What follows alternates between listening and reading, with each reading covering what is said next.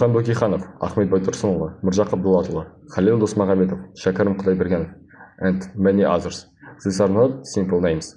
They are united by one party and the name of this party, Alash. Hello everyone. Today we are going to talk about the Alash party. Ashat and Bigaris will present its history and significance. The Alash movement was a national liberation movement that started in the early 20th century. It was against the Russian Empire colonial policies. Many Kazakh lands became part of Russian state, and the local people were displaced by immigrants. The Kazakh intelligentsia led the struggle to create the Alash movement. In July 1970, the first All-Kazakh Congress took place in Orenburg, where it was decided to fight for Kazakh autonomy and from the Alash party. The Alash party had several main goals. They wanted to create a Kazakh autonomous state within Russia. They aimed to preserve the Kazakh language and the culture and to reform the education system according to European standards. They also focused on cultural and educational modernization and fought for land rights to improve the people's economic situation.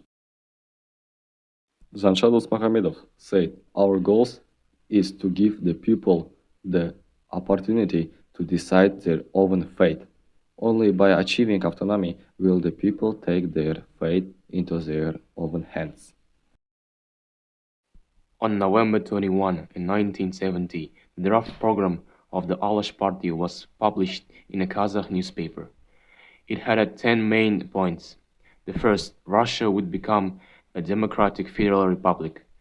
The elected president would lead the country, and the State Duma would handle justice. Second, Kazakh regions would unite into self-governing areas. Local leaders, called beys and elders, would serve the people. Third, all citizens would be equal. Regardless of religion, origin, or gender, there would be freedom of assembly, speech, and the press. Will be guaranteed. For religion. Religion is separate from the state. Freedom of religion and the equality of all religions. 5. Court and justice. Everyone is equal before the court. Trials in Kazakh with a jury of local residents. 6. Protection of the country.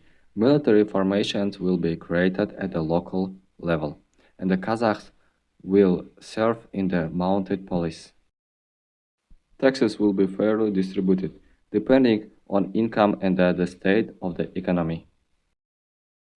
8. Workers. Workers will be protected by the law, receive fair pay and the safe working conditions, and arbitration court will be established to resolve labor disputes. 9. Education. Education will be free. Kazakh schools and the universities with an independent system will be created. 10. Land issue. Land is first allocated to local residents. Until the Kazakhs receive their share, the resettlement of peasants will be prohibited. Land and natural resources are in state ownership, but used by local governments. Now, let's look at some important events. The Alash autonomy was created in 1917, proclaiming Kazakh autonomy at the All-Kazakh Congress when the Alash Orda government was formed to manage this autonomy from 1917 to 1920. The party also participated in the Civil War from 1918 to 1920, supporting anti-Bolshevik forces for recognition of their autonomy.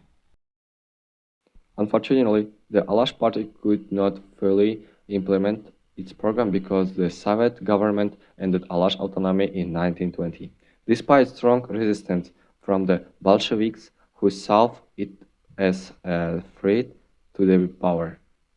The ideas of the Alash party left a significant impact on the history of Kazakhstan. They shaped future reforms and played an important role in the national revolt. The Alash party fought for the rights of Kazakhs, land interests and the social justice, which became important from Kazakhs' future development and their political life. It also helped develop Kazakh national identity and the protected cultural and the language rights. Their ideas about freedom of speech, equality, and the need for education influenced and the establishment of educational institutions in the Kazakh language and laid the groundwork for democratic practices in modern Kazakhstan.